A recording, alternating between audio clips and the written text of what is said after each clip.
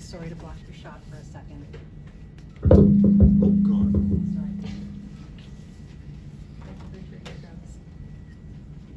Apologies. I want to thank you all for coming this morning. The Auditor General will have a brief statement and then we will open it up to questions. So thanks so much, and over to you, Auditor General. Okay. My voice picking up okay? Yep. All right. Good morning, everyone, and thank you for coming on such short notice. I'd like to start right off with my main message. I've respectfully requested the proposed bill to the Auditor General Act be withdrawn and to have the opportunity to consult with government to address underlying concerns. The core values of this office, which are behind you on the wall, are independence, integrity, and impact. Those values are tied to this office no matter who sits in this chair. And it's been that way for a century. Independence is key for legislative audit offices across this country to do their job. It means being free from outside control and influence. As a result, every Auditor General Act has this fundamental cornerstone in their legislation. What's being proposed here in Nova Scotia is a substantial change to the way our office operates. We have serious concerns that the changes tabled in this bill will erode the independence of this office going forward. These changes could mean any report the government doesn't like wouldn't be made public. The numerous veto powers could result in fewer public reports. The most important outcome of our reports are the recommendations to improve government programs and services. The potential for these recommendations to remain confidential could limit government accountability. Lastly, the ability to remove the Auditor General without cause, combined with the ability to control our public reporting, impacts the independence, integrity, and objectivity of the office. In most provinces in Canada, there has to be cause to remove the Auditor General, so Nova Scotia would become an outlier. There has been no consultation with our office on these changes. We didn't know they were coming, and we had no input. I'd like to point out, under our existing processes, we already have routine practices in place to vet the drafts of our reports, several times, in fact. Prior to release, and this including the ability to share with ministers and executive council in advance of our reports being tabled in the House of Assembly. I've been here for almost 4 years, and in that time, have made more than 200 recommendations. With a few exceptions, government has agreed to almost all of our recommendations for improvement. We work hard with the departments to make sure our recommendations are reasonable, fair, and practical before we publicly release our reports. Through our audit process, I make a point to have open communication with the deputy ministers involved. Yesterday, I met with government officials to discuss these changes, and I requested the AG Act amendments to Bill 1 be withdrawn. And I've asked for the ability to consult to determine if we can mutually address government's concerns and while continuing to maintain the independence of the office. In closing, I want to mention the numerous audits with significant impacts to Nova Scotians that the office has completed over the years, such as MLA expenses, P3 schools audit, ground ambulance services, violence in Nova Scotia's public schools, protection of children in the care of the minister. We select audit topics that we feel are important to Nova Scotians and will result in improvements. It's possible that under these proposed changes, Some or all of those audits may not have been made public. It's normal that Auditor Generals and governments, from time to time, have differences of opinion. On occasion, we agree to disagree. In those instances, in particular, you need an independent Auditor General.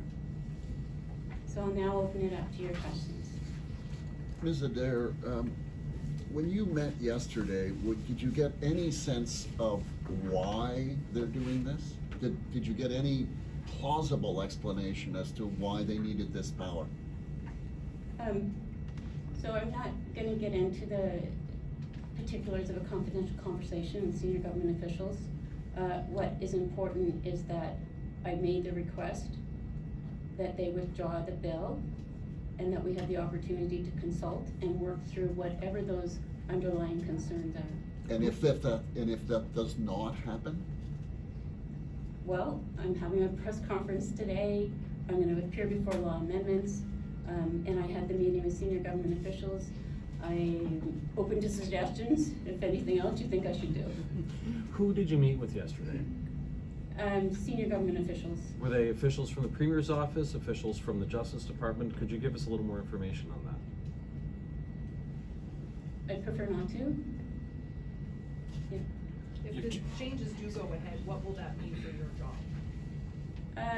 So it's been 3 days, right, since I've been aware of this. We are looking at the proposed changes, trying to understand it, without any, legal people in our office. We do not have any consultation. We're trying to understand it. But as I said, it seriously impacts the ability to publicly report the work of the office. The Premier yesterday said that his justification in question period was, we're trying to align ourselves with the rules of other provinces. Do you think that has any merit?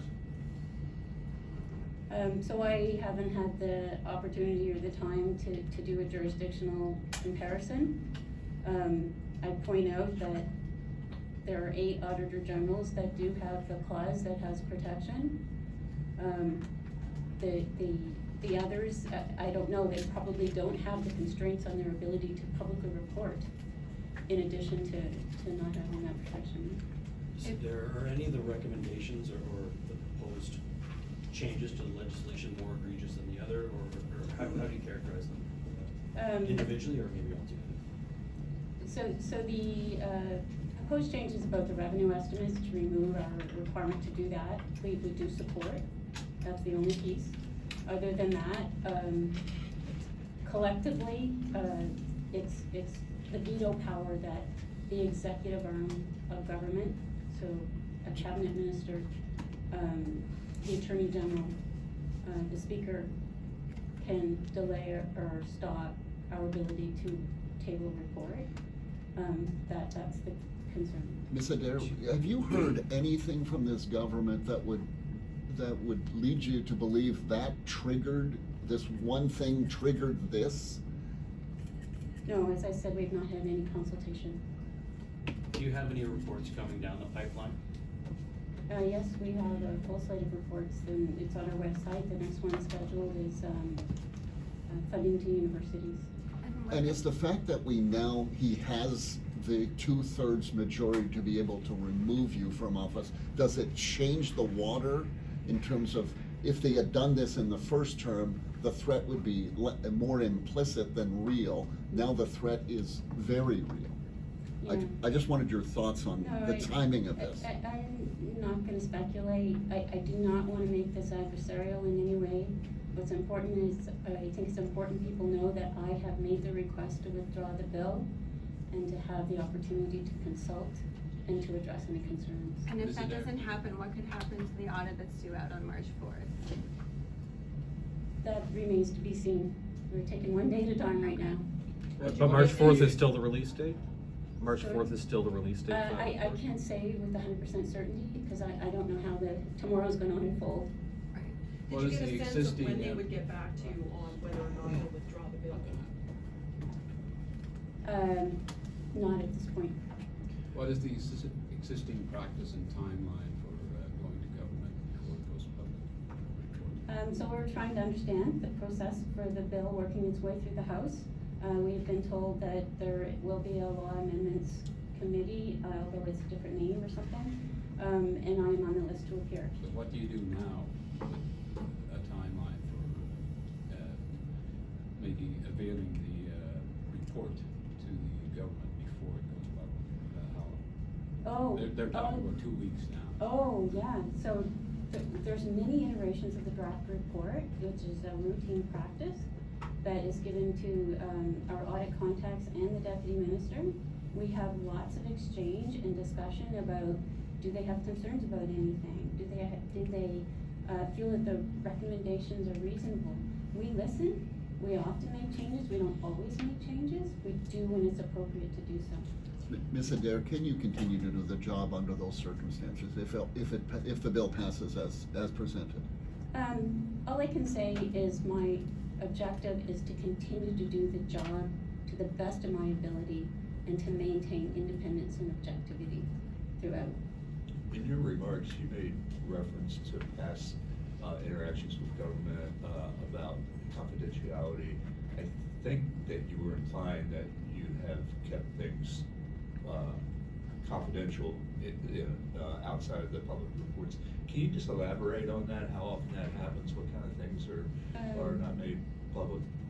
So we do have very broad powers of access and access to privileged information. We are very, very cautious and careful when we write the reports that it doesn't reveal inappropriate things. And we have that exchange from time to time. And we usually settle on wording that is mutually acceptable.